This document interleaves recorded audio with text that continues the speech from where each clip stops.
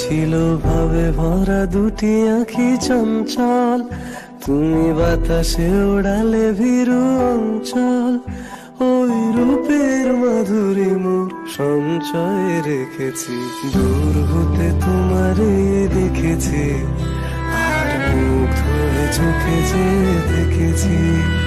আমি দূর হতে তোমারে দেখেছি, আর মুগ্ধ হয়ে চোখে যে দেখেছি।